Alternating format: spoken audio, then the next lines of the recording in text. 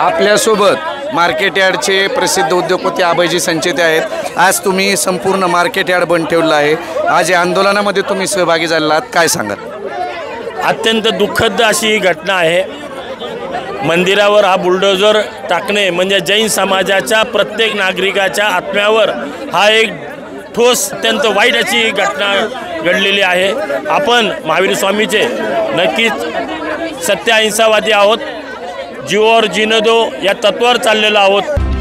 आपण पाहत आहात महाराष्ट्र न्यूज नेटवर्क। अर्थ असा नाही की कोणी आपल्या मंदिरावर येईल, आपल्यावर आघात करील आणि आपण शांत राहू, असं याच्यापुढे आपल्याला चालणार नाही। यापुढे आपल्याला संघटित होणं हे अत्यंत गरजेचे आहे। जोपर्यंत आपण संघटित होत नाही, एकत्र येत नाही, तोपर्यंत आपली ताकद ही समाजाच्या पुढे आणि या राजकीय लोकांच्या पुढे येणार नाही। आज आपण जैन बंधू अत्यंत आपल्या बौद्धिकतेने, कुशलतेने, मेहनतीने, जिद्दीने आज आपण आपले परिश्रम करतो। आपला स्वतःचा विचार न करता आपण आपल्यासाठी, आपल्या परिवारासाठी, आपल्याबरोबर असलेल्या सर्व लोकांच्या उपजीविकेसाठी प्रयत्न करतो आणि त्यातून आपण धार्मिक, सामाजिक, राजकीय, शैक्षणिक, एज्युकेशन क्षेत्रामध्ये आपण मदत करण्याचा प्रयत्न करतो। आपण पाहता की जैन समाज हा एकमेव समाज आहे की जो जास्तीत जास्त टॅक्सच्या रूपाने आज गव्हर्नमेंटला मदत करतो।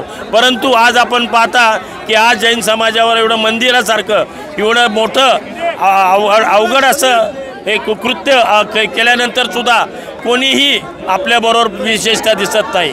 परंतु आपण जेव्हा आता संघटित होऊ, एकत्रित येऊ आणि युवा वर्ग जोपर्यंत एकत्रित येऊन पूर्ण भारतामध्ये आपण एकत्र येत नाही, संघटित येत नाही, जेव्हा आपली एक शक्ती, एक ताकद निर्माण होईल, तेव्हा आपला एक झेंडा एक उंच प्रमाणामध्ये घेतला जाईल आणि आपल्या समाजाकडे बघायचा दृष्टिकोन हा बदलला जाईल। मी परत एकदा या कोणी केलं, कोणाच्या सांगण्यावरून केलं हा विषय माझा नाही, ते समोर येईल।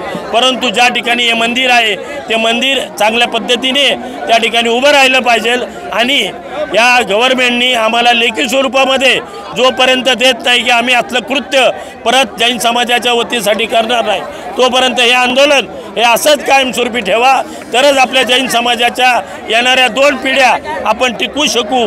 अन्यथा आपल्या जैन समाजाला येणारा पुढचा काळ चांगला नाही, असं कालच्या या एकंदरीत यांच्या वागण्यावरून मला कळतं। Thank you for watching this video.